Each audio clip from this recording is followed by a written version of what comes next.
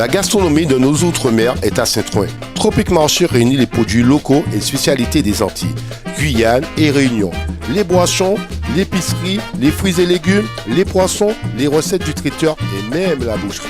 Tout est là pour vous régaler avec les goûteuses saveurs de notre pays. Et les prix sont sages avec de nombreuses promos et notre équipe est à votre service et vous conseille. On vous attend! Moi, c'est Venglas Salon en Seine. Moi, qui était assis route à la traversée, derrière le parc zoologique là, à gauche. Et moi installé depuis 2001, 15 février 2001. Mais à partir de domaine en moins avant de faire autre chose. Et en lancé moins dans l'agriculture à un moment à ça, quoi. Alors, nous avons un syndicat qui c'est le SIAPOVAC, qui est créé par les anciens en 93 et que moi, en président, depuis 2014. Et ce syndicat-là, ça a tenu objectif de relancer la vanille. Donc, nous faisons un programme de plantation. Nous montons à 100 hectares de plantation de vanille. Il y a 65 adhérents. Mais nous, on nous compte que la production a décliné parce que vanille là, sont en production à long terme. Et il n'y a qu'à dans longtemps avant de récolter. Et donc, depuis 2011, nous disons qu'il faut nous changer le logiciel. Il faut nous réfléchir quand nous mettre avec vanille là pour mettre justement vanille là en résilience et rester en place parce que c'est corps de métier à nous quand même vanille là. Nous mettons en projet, nous avons créé ça valable. Et donc ça veut dire valorisation écosystémique de l'agrobiodiversité en forêt de Guadeloupe. Donc nous avons considéré aujourd'hui la forêt là, nous avons l'eau à tout. Donc, ni les atouts classiques, café, vanille, cacao, zanana, anthurium, ziam, mais il y a aussi des espèces que nous avons en forêt là qui payent un intérêt soit tinctorial, c'est-à-dire aux teintures, soit médicinal, soit voire économique. C'est des essences forestières que nous pouvons transformer en bois et peut-être travailler avec les ébénisteries pour faire meubles. Mais aujourd'hui, c'est qui nous a tiré potentiel à un espace comme ça, sans dégrader. L'objectif à nous, c'est sans dégrader. Il ne faut pas nous dégrader la forêt là. Parce que ça les anciens laissés par nous. Il ne faut pas dégrader, il ne faut pas nous non plus dégrader. Nous avons avancé avant l'eau difficulté. Avant l'eau difficulté parce que nous avons rendu compte que depuis 2018, que nous avons travaillé, nous avons réfléchi, nous avons senti l'eau en bûche. Il doit être institutionnel, il doit être politique, mais nous avons l'eau en bûche.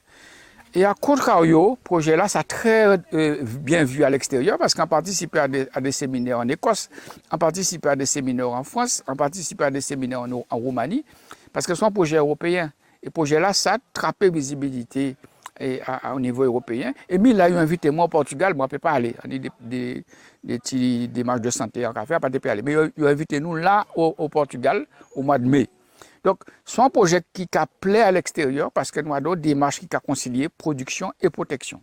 Et donc, nous savons que l'actualité aujourd'hui, c'est par rapport au réchauffement climatique, c'est qui ont maintiennent la forêt en toute identité écologique.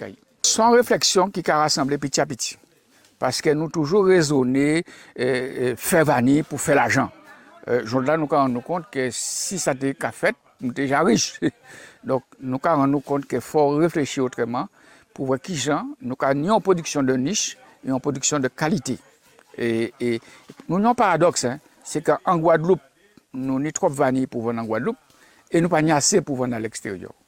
Et donc, la Réunion fait un choix, c'est ça que nous avons discuté bon matin là, il faut nous arriver à choix là, ça, c'est-à-dire vendre vanille à nous pour touristes. Et nous avons ciblé le marché touriste. Mais pour cibler le marché touriste, il faut un produit de qualité. Parce que quand tu veux produire là, ça moins cher ailleurs, c'est à Madagascar ou au Comores, il faut trouver moins cher. Donc il faut travailler, et c'est chance en nous en Guadeloupe, il faut travailler sur un produit de qualité, l'acheter, puis ils savent que, tiens, ma vanille tient la route pendant 2 ans, 3 ans, 4 ans, il est content. Donc il revient acheter à Gaza. Parce que sinon, il n'y a pas de intérêt à acheter à Gaza.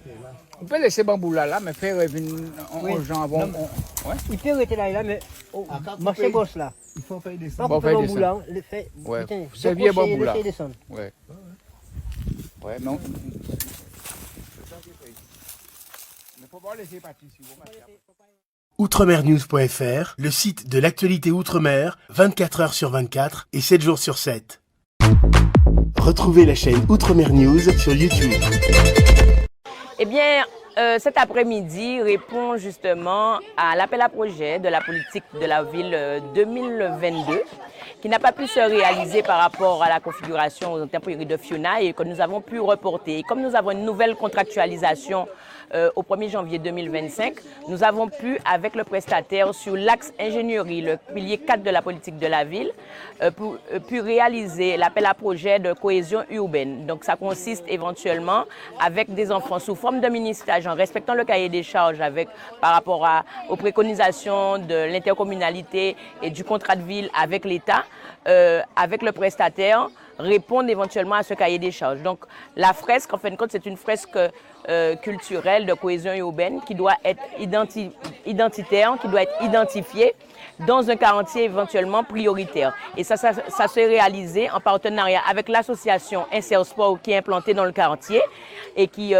justement est en responsabilité de l'accueil collectif pour mineurs, en plus du dispositif des enfants, du dispositif du programme de réussite éducative que porte le CCAS.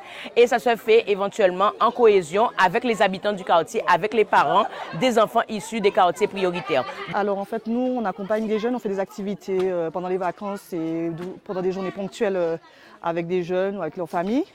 Donc on nous a proposé en fait ce projet, donc principalement donc avec les jeunes du quartier et aussi les grands qu'on avait aussi qu'on accueille dans le centre. Donc on a présenté aux jeunes le projet, ils ont adhéré. Alors c'est vrai qu'au début il y avait un petit peu d'hésitation, mais les encadrants du 4KG franchement ont mis les enfants à l'aise. Et rapidement, en fait, ils se sont pris au jeu et ça a été un moment vraiment très agréable.